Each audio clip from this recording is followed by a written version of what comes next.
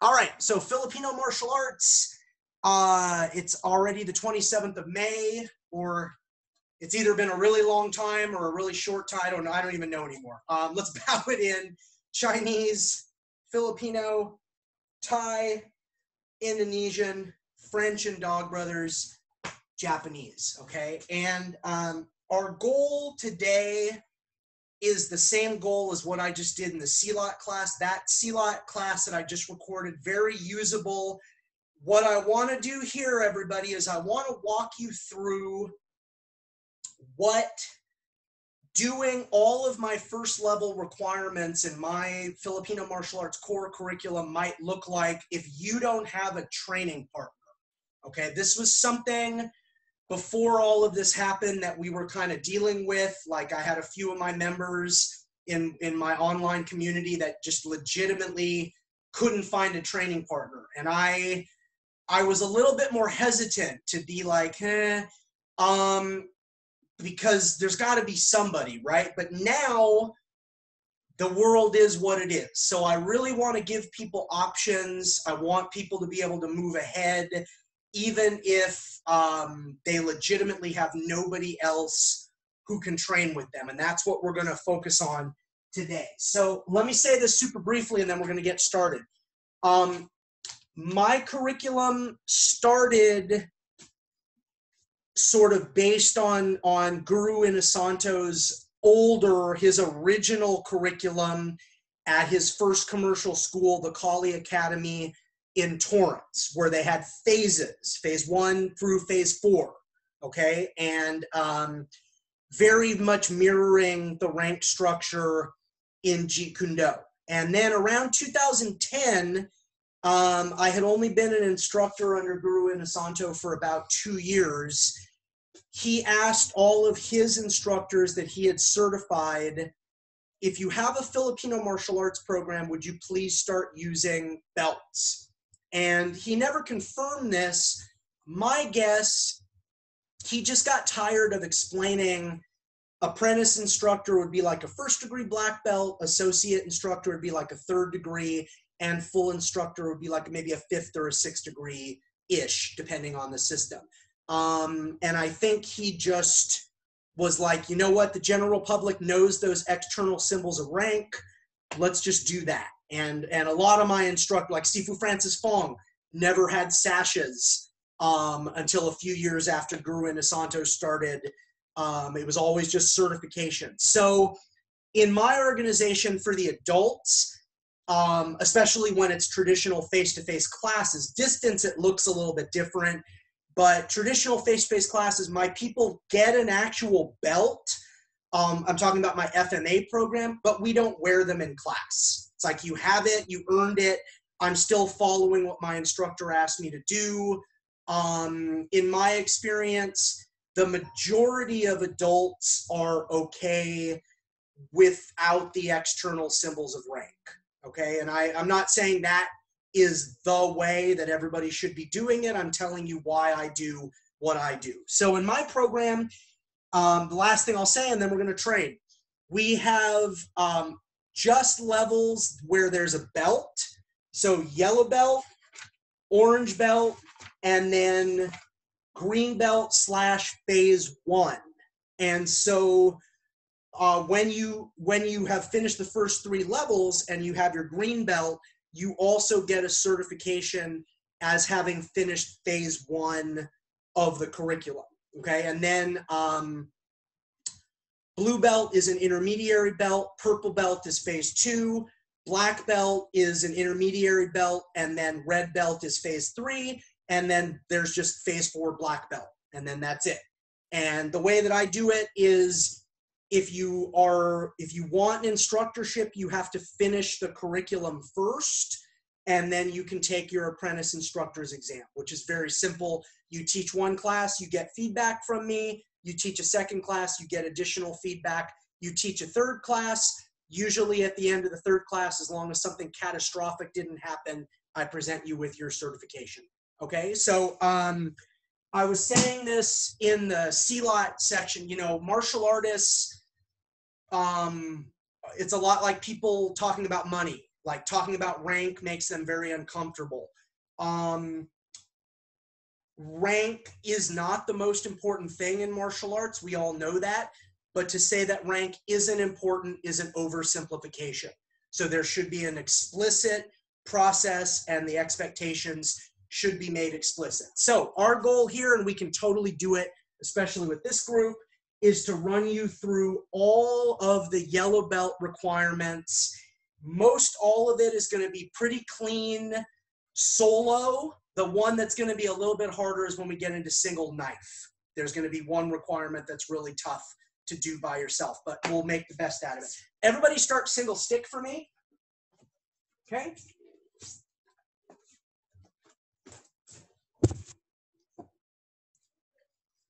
All right.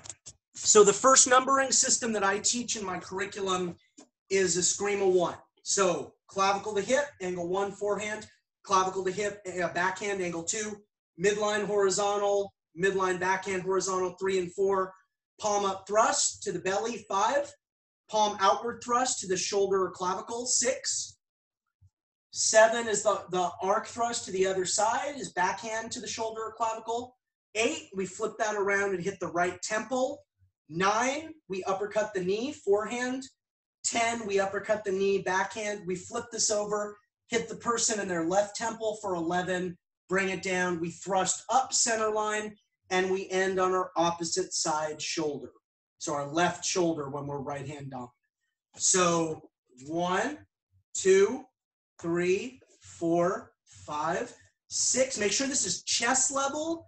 6 and 7 is the most common error I see. I see this, and it should be around somebody the same height as you, around chest or shoulder, this kind of interface of the body. 6, 7, 8, 9, 10, 11, 12. Okay? Is that the numbering system? No, that's the numbering system that I teach first. Meaning, is that the greatest, or is that the correct numbering system? No, that's one numbering system of many. So that's a problem sometimes in the Filipino martial arts community. That's not an angle 2.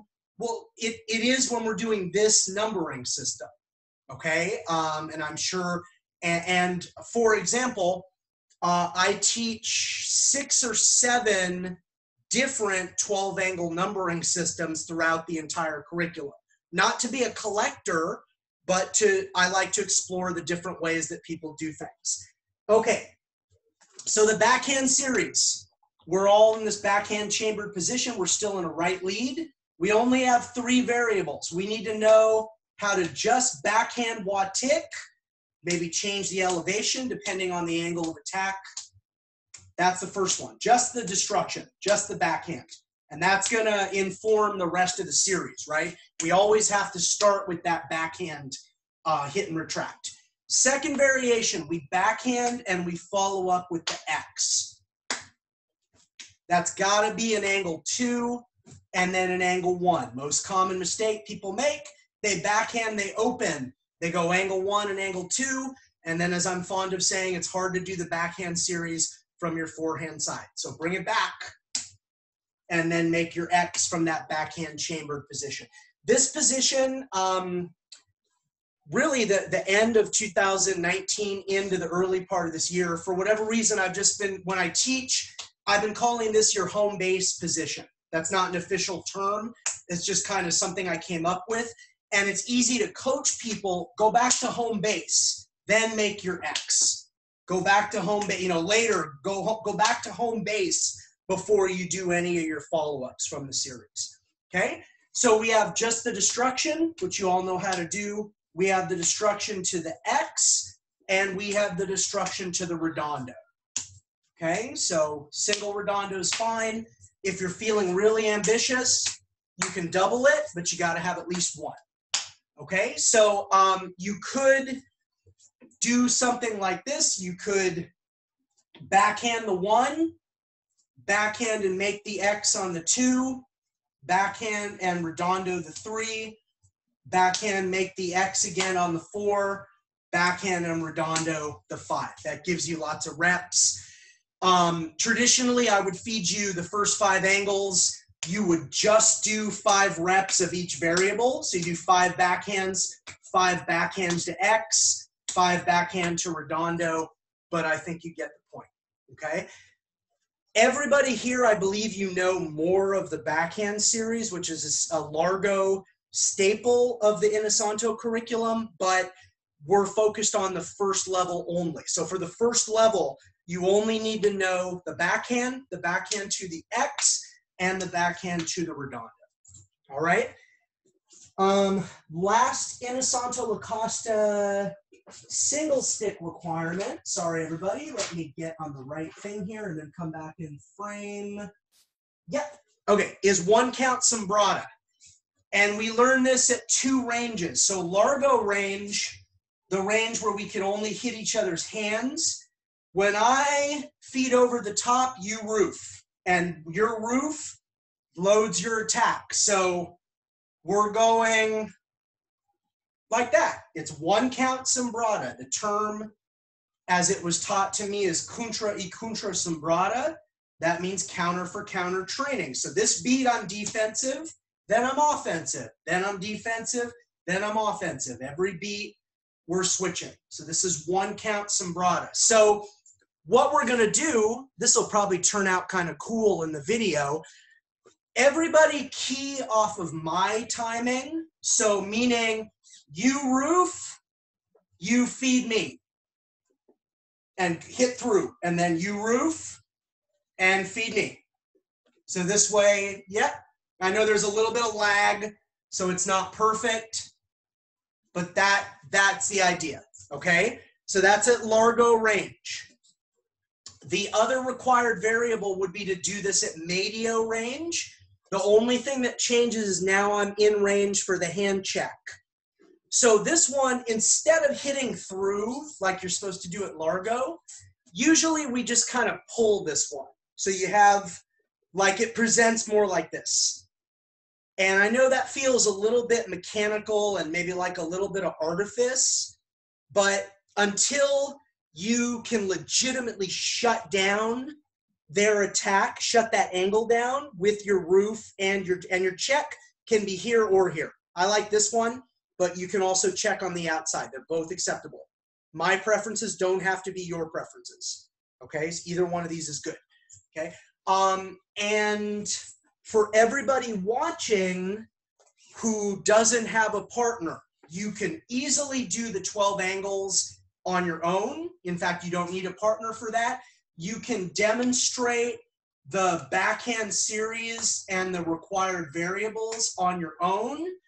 And for those of you who are testing, you don't have a partner, you can just explain, okay, here's what my end would look like at Largo, because I'm out of range. I'm too far out to hand check. And that's the A variable. Here's the B variable, which would be more at Mayo. It's the same drill. It's just closer. And now I have to get my hand check in there. Okay, so for everybody who's watching and you don't have a partner and you might want to do your video test for yellow belt, that's how you would do that drill. Trying to produce some content so that people who are by themselves can still advance. Obviously, the most ideal situation would be you have a training partner, but we don't want anybody to feel like you're being punished because there's a pandemic and some of you might be stuck on your own. Okay, let's go double stick, please. Double stick.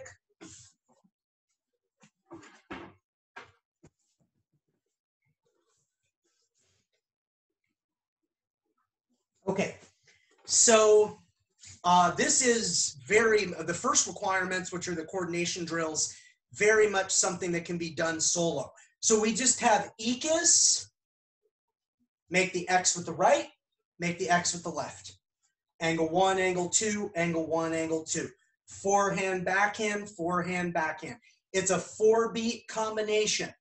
1, 2, 3, 4. 1, 2, 3, 4. 1, 2, 3, 4. Sticks can play here or here.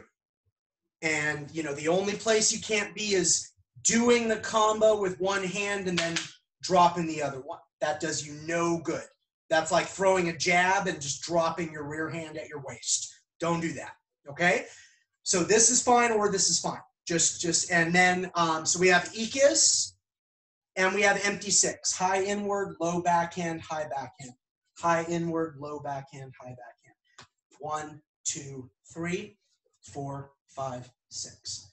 1, 2, 3, 4, 5, 6. So we could go Ikis, 2, 3, 4, empty 6. 2, 3, 4, 5, 6. 1, 2, 3, 4. 1, 2, 3, 4, 5, 6. 1, 2, 3, 4. 1, 2, 3, 4, 5, 6.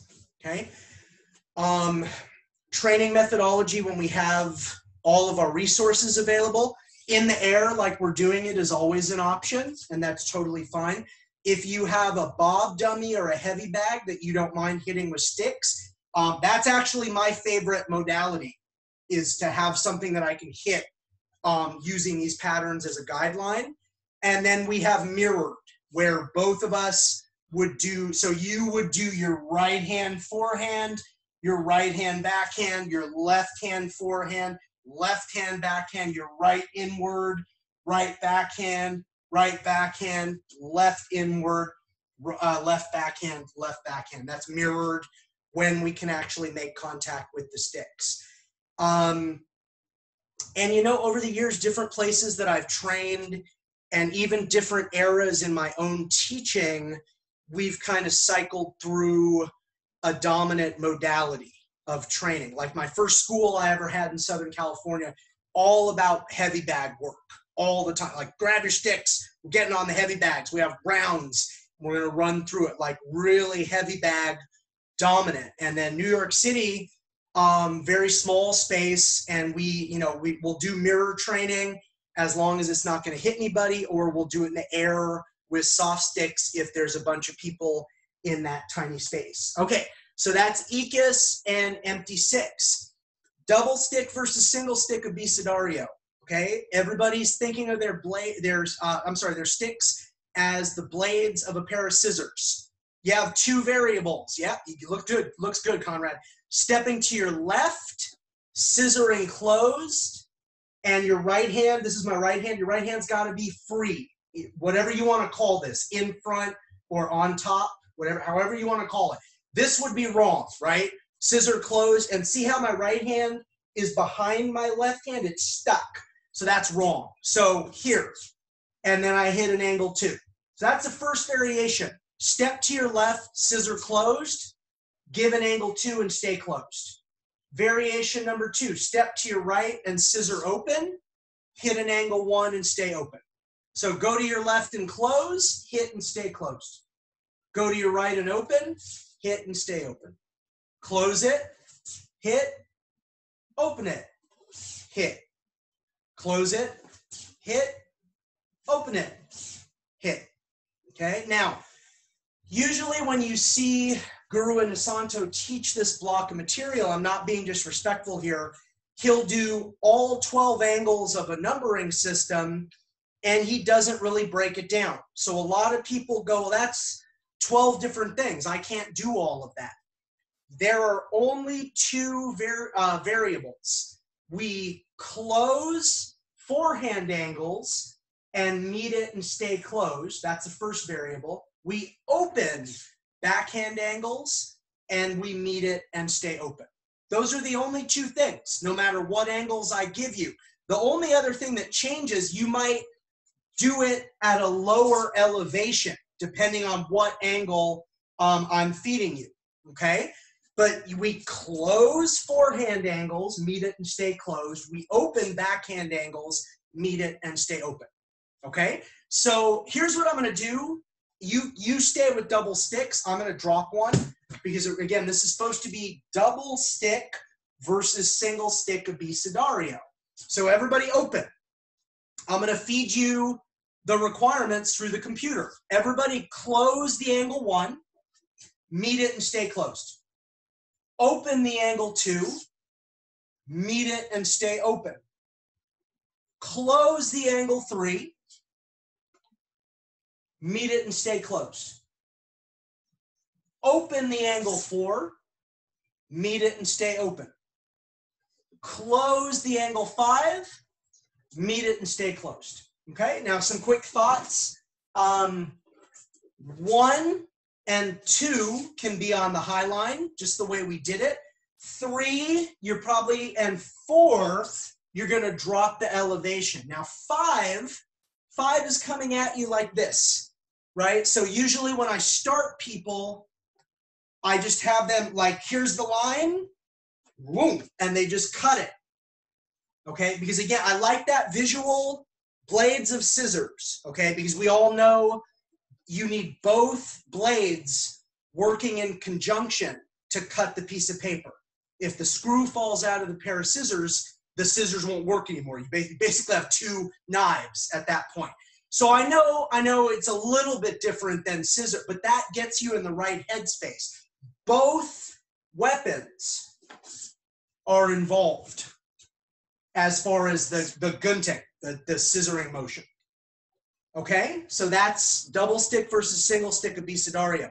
What if you are by yourself? Well, you're gonna do literally this. The 1 comes in and I close it high and I meet it. The 2 comes in and I open it high and I meet it. The 3 is on the midline, I close it and I meet it. And the 4 is on the midline, I open it and I meet it. The 5 is coming right at me, so I close it right on that line and I meet it and stay closed. And that's it. That's for the people who don't have a partner. How can I demonstrate the required level of proficiency with the requirement to earn my yellow belt? We'll do that in the air. That's better than nothing. And if you have a heavy bag or a bob, I'm not going to hit this, but let's say this was a heavy bag. You can actually do the drill on the heavy bag. Okay, and and I would do 5 in the air. I don't want to break my keyboard and all this stuff, but you get the idea. Okay, there's ways around it. Okay, that's our double stick. Everybody go long and short, whether that's stick and dagger or stick and short stick or sword and whatever it is. Okay, so our 4 count, 1, 2, 3, 4. I think we've been doing this since week 1, so hopefully everybody's got the 4 count, okay? For those new at this, I'm going temple, backhand the temple, toe smash, chin, hitting the chin, letting the tip drift, flipping it over, and hitting the temple again. Beat 1, 2, 3, and then beat 4. Beat 1 and beat 4 are the same. I just have to flip that over from beat 3. So see, 1, 2, 3, 4. Beat 1 and beat 4 have the same targets. They're just coming from different positions, okay? So that's our 4 count. And that's all just the long weapon for right now. And that's fine. And what I would say, like giving you a Western boxing analogy, this is kind of our jab in terms of this weapons configuration. Like this 4 count probes, and you get a lot of information from that 4 count. Okay, so that's the 4 count. You don't need a partner for that. And all we're going to do now is we're going to do our backhand series variables to the 4 count. So I do just the backhand, go back to home base, and I do my 4 count. Now please note, the backhand destruction does not count as the first beat of your 4 count. You've got to hit and retract, and then 1, 2, 3, 4. Express all 4 beats. That's very simple, okay? And especially for this group here. So I backhand destroy, I go back to home base, I make the entirety of the 4 count. That's the first variable. Second variable, which we already did, backhand, and we make the X, and then we go into our 4 count. Third variation, we backhand, we redondo. and we make the 4 count, okay? None of those require a partner, not one of them. I mean, sure, you could have somebody come in with a soft stick and you could actually backhand it, but for the people that are alone that want to progress, you for this weapons configuration, you haven't needed a partner yet. Okay, and then final requirement for long and short is double stick versus single stick abecedario motions while holding this. Close it, meet it. Open it, meet it. Close the 3 on the midline, meet it. Open the 4 on the midline, go right down the pipe on the 5. If you're by yourself, you're going to do what you did with double stick. So the 1 is coming in, it's on the high line, and I meet it. The 2 is coming in, it's on the high line, and I meet it. The 3 is on the midline when I close it. The 4 is on the midline when I close it. And the 5, I just go right down that line of the attack to close it. So very simple, okay? And that kind of like progressive gunting, closed and then open, that's going to permeate a whole bunch of our future levels, all right? There's crossover with Illustrissimo into Villabrea connections with that kind of thread of curriculum. All right, we're now on to knife. So everybody put your long weapon down. I might bring my wife in for this so at least you get to see it, and we'll do our in a few minutes. And we'll do our very best to come up with a way for you to do it in the air, okay? I have a private student, and we've been working through Zoom, and all we can really do is I like feed him and he does the motions properly in the air, and that's as good as it gets right now. But the first requirement is everybody just look at this. Imagine that I'm using the first 5 angles to attack you. 1, 2, 3, 4, 5.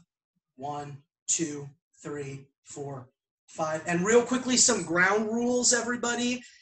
With bladed weapons, keeping your live hand up isn't really a consideration. Okay, in fact, like a lot of the time, if your live hand is involved, you can get stabbed through it, like into your heart. A better place is on a secondary weapon, maybe in your pocket, and then maybe a tertiary weapon like is nearby as well. So if you see me being a little lax with my live hand, know that with bladed weapon, the live hand means a lot less. Okay, but I mean, blunt impact weapons, this is not any kind of a statement of ego. 50 Dog Brothers fights, 2 fights with live sticks in the Philippines in February for Pekiti Tirsia. Trust me, ladies and gentlemen, keep your hand up, okay? If you can avoid getting hit, you want to get hit on the outside of your arm, not in anywhere in this area, even while wearing a fencing mask, okay? But anyway, so here's my angles of attack. What I want you to imagine doing is, as I give you the 1, you're going to cut my arm, and you're going to obstruct. That's the term I usually use. So you obstruct the 1, you obstruct the 2, you obstruct the 3, you obstruct the 4, and you obstruct the 5. Okay, and this is all at largo range. You're trying to, as I go to cut you, you're trying to cut my arm. As I go to cut you, you're trying to cut my arm. 3, 4, 5. And you don't have to, the way I usually, because the line is coming here, I like to I take my midsection out of the way a little bit, and I just kind of power that down. That's the way I prefer to deal with that, okay? And everybody, you can see my trainer. My trainer represents a single-edged blade. So I use this thumb assist when I have something like this. This is very important. If your trainer is for a 2-sided blade, well, you don't want to do that. You'd be cutting your thumb, okay? But when I have something like this, that obstruction is what I prefer to do. So let's do that one more time. Obstruct my 1, obstruct my 2, obstruct my 3, obstruct my 4, and obstruct my 5. Okay, now if you're by yourself, I know the 1 comes in on this line, and I've got to obstruct.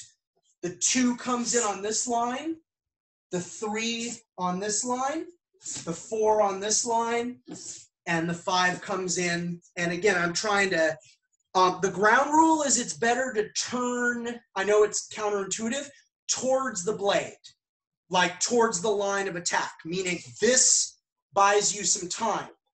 I'm facing towards the 1 line. I'm facing towards the 2 line, towards the 3, towards the 4, and the 5. It doesn't really, you just got to kind of intercept it or get stabbed. Okay. I'm going to bring Simogene in, my wife, real quickly, and I don't want to go, I might go 5 minutes over time because I know I started late. If anybody's got to leave early or right at 6:30, don't worry about it. Okay, so I'm going to bring Simogene in. So what you're doing, not with any kind of force, you're going, yeah, like a hook, okay? So this is the feed. We have 2 disarms, and this is going to be the hardest part of the whole level 1 to do solo, everybody. But this way it's on camera. You can start learning it. I can show you how I've been working it through the technology with some of my students. When she does that, I meet blade first, I cut up, and I polissoot, I scoop. Now, as I get right here, she pats with her left hand. She goes for my temple with like a backhand. Yes, and then take this hand out. There you go. And I'm going to turn there, cut up, and control. That's the feed, okay? And I've said this many, many, many times. Simogene has an amazing movement background. She doesn't necessarily train this stuff with me. So if you're seeing us kind of fuddle through this, you know, she's being very nice to help me out in the first place. So she goes to my throat, blade first, cut up, scoop, she pats, and then take her hand away. And then she goes for my other temple. I intercept, blade first, I cut up, freeze. My left middle finger and ring finger are looking for the fleshy part of the thumb. I take my right forearm, I put it on the flat of the blade, business end of my blade towards her, and I strip that out, okay? Now, protocol, the person who got disarmed picks up his or her own blade. Why is that important?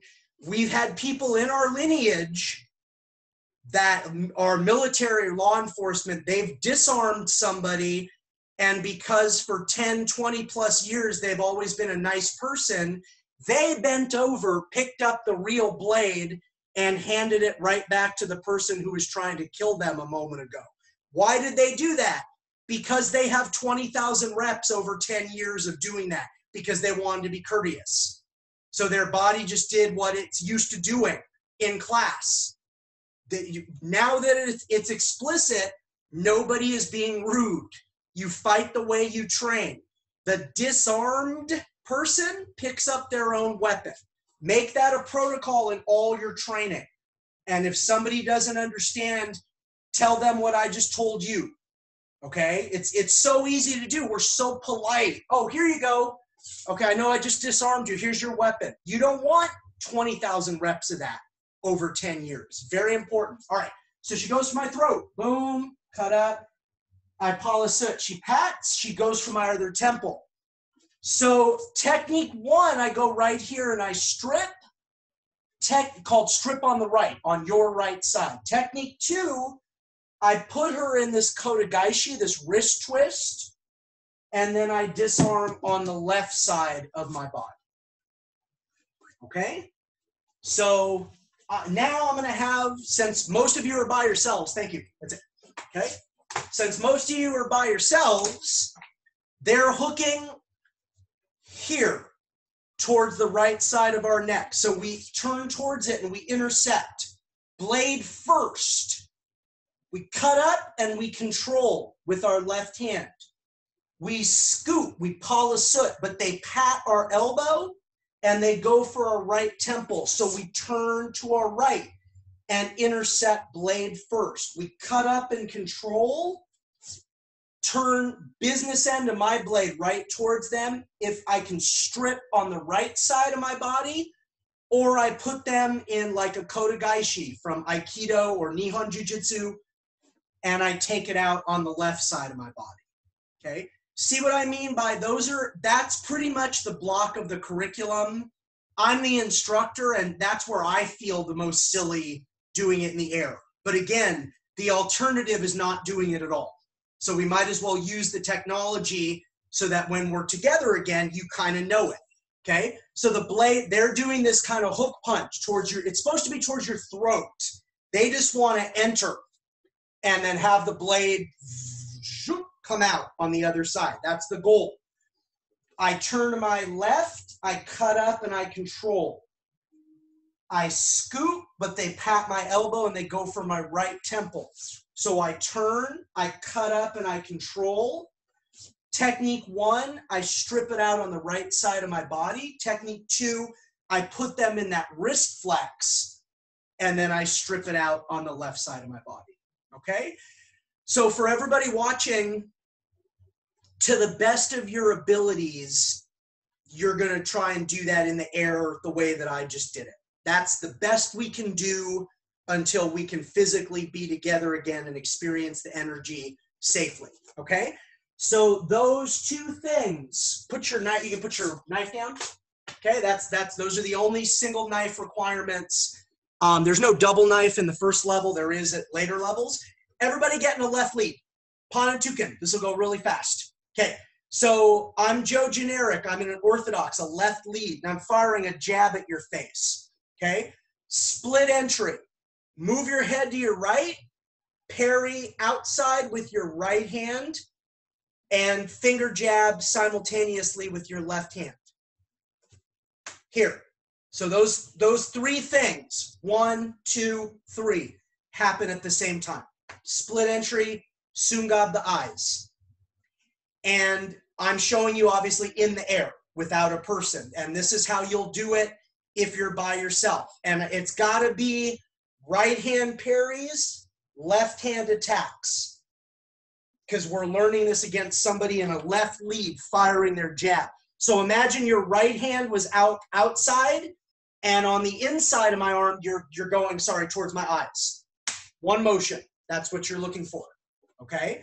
So this is split entry and sungab the eyes. The good news is there's 4 variations required in the first level. They're all variations of the split entry. Number 2, split entry and sungab the throat. So number 1 is higher, number 2 is lower. We're thinking throat. You're just looking to touch the soft tissue right here. Respiration is autonomic. You don't have to think about it to breathe. If you did, you wouldn't be able to sleep without suffocating. So what we're looking to do is in that split second, touch this soft tissue, and it's not going to kill them, but it's going to interrupt that autonomic process. That's what we're looking to do. And psychologically, it happens in the moment that they were expecting to punch you. That's one of the most devastating things psychologically you can do to somebody. As this punch extends, they're expecting to touch down right here. Right as that happens, you get, eyes or throat so far. That's one of the best ways to end a fight is somebody thinks they're going to clock you, and at that exact moment, they get hit. It's very effective. Number 3, split entry and punch. Now, my background, I will throw this vertical punch because it feels bizarre to me to do but you're allowed, you can go palm down Western punch. It's fine. That's my Wing Chun JKD coming out. This feels weird to me. Okay, it doesn't mean it's bad. And frankly, all of this, don't block the jab with your face. And I'm a happy instructor. I don't care if you hit him with that. I don't care if you hit him with that. Throat, eyes, just don't block the punch with your face.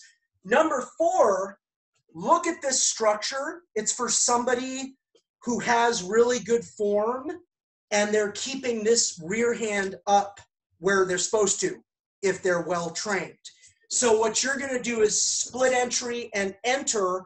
You're actually going to put your left hand on the outside of my arm for a split second, so that if I was thinking 1, 2, it's that. I go 1, oh, and I get jammed. And you're not going to hold it.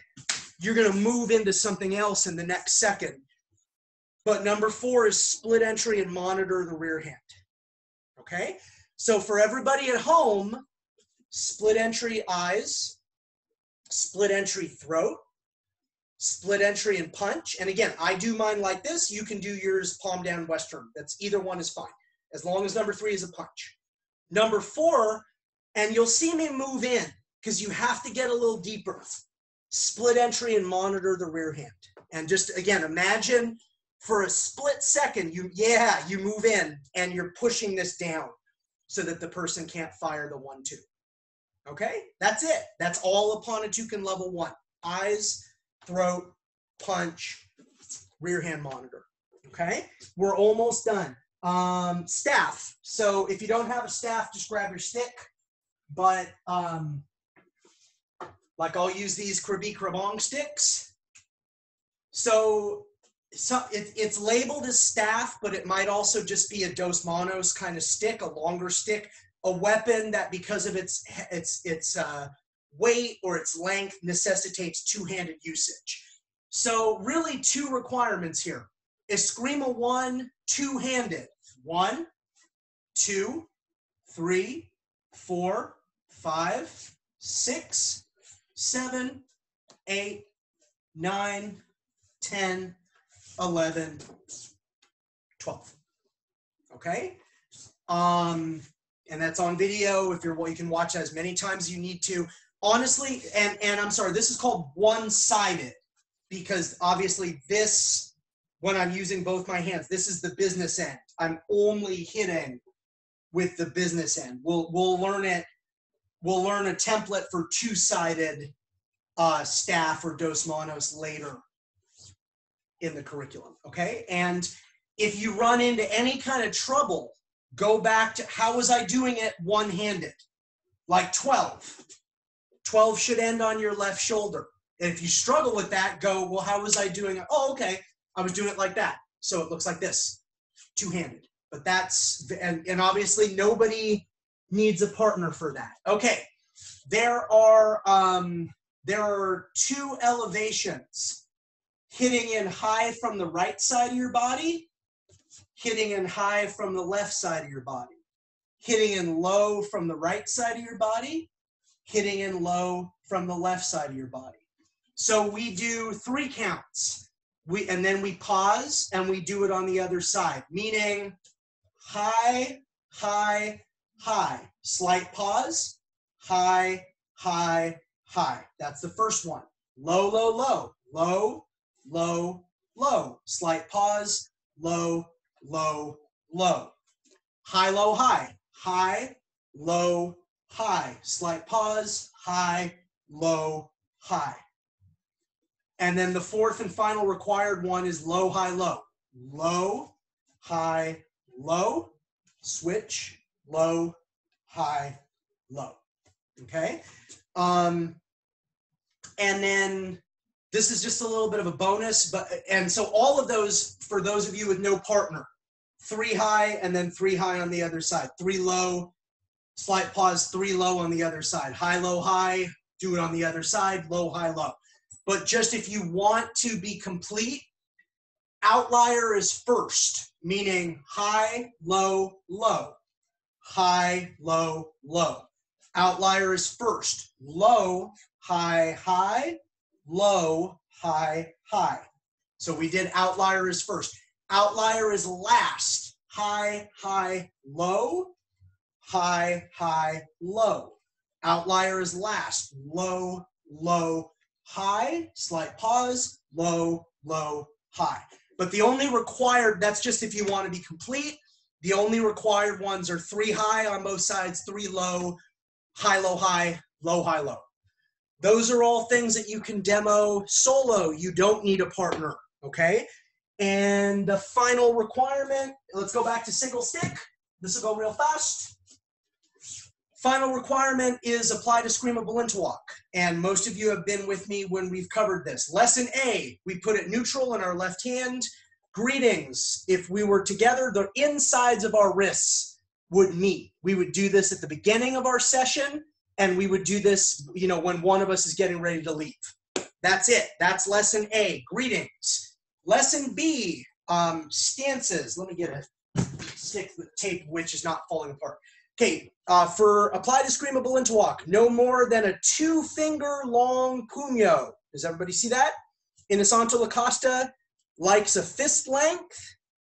This one, because it's a close range stick system. It's always a stick. It's not like Illustrissimo where the stick sometimes represents a sword. This is always a stick. So lots of grabbing, lots of disarming because it's close range. 2 fingers. Here's our Balintawak block. Here's our defense. We can rotate. We can squat and rotate. We try to go as close to 180 as possible. We can change our lead by advancing and rotate and squat and rotate. We can change our lead by retreating. Rotate and squat and rotate, okay? So like Ivan is in a big old space. Yeah, he could do all these advancing and retreating based on how much space you have available to you, but that's literally all there is to know about lesson B, stances. 2-finger long puño. This is your textbook Balintawak for this system. Defense, okay, when we get rushed, it looks like this. Try not to do this. Your elbow and your hand's gonna get hit. So do this. You know, rotation, squatting and rotating, changing your lead by advancing, changing your lead by retreating. Again, you need nobody, for those watching who wanna test, you need nobody to be able to demo this. Okay, lesson C, we're almost done. 12 angles of Balintawak. 1, 2, 3, 4, 5, 6, 7, 8, 9, 10, 11. We redondo for 12, and we do our block for a second, and then we come back to posture. So one more time. I'm going quickly. A lot of you have done this with me, and you can watch once I upload as to your heart's content. 1, 2, horizontal, horizontal, 3, 4. Thrust with the bayonet, action 5, thrust for 6, thrust for 7. 4 diagonals, 8, 9, 10, 11, 1 backhand redondo, and then back. Okay, so 4 horizontals, 3 thrusts, 4 diagonals, 1 outlier, redondo, 2 defense, and then you're done. Okay, so you can, again, you can watch, I'll upload as soon as I can. If not tonight, then tomorrow, you can watch this to your heart's content. You don't need a partner so far. Last 2 requirements. Lesson D, the 12 strikes halfway. They don't go all the way through, right? 5 kind of never changes. 6, you just go like that. 7, you go like that. 8, boom, 9, 10, 11, and then 12, but it doesn't go through. And then DE, final lesson, lesson E, it goes all the way through. Okay, to defense. 5 is the same. 6 and 7, downward diagonal. Downward diagonal. 8, 9, 10, 11, and 12 looks the same. Okay? Thank you for staying for the extra time. Let me wrap this up verbally super quick. So anybody who's interested and beyond the people that are taking class right now, Stoops, OMALC.com. You can learn about my level 1 kit. If you just want to do a level 1 exam only and have access to the first level curriculum, there's also my online martial arts learning community. You can learn more about that at stoopsomalc.com. Last thing I'm going to say, last year I did several weekend trainer certifications. I did one or 2 in Filipino martial arts. I did 1 or 2 in Jeet Kune Do. This summer, we were supposed to have 1 in New York City, 1 in Southern California, and 1 in Chicago. I don't believe that those are going to happen. So we're going to make it a digital event. We're going to do it 10 hours of training, around 10, 12 hours of training, the last weekend in June 27th and 28th. It's not a you pay me money and get an instructorship. It's an intensive training experience where you get certified as a trainer. And there are some study materials before that if you'd like to test for rank during that event. I will be releasing more information and registration within a day or so.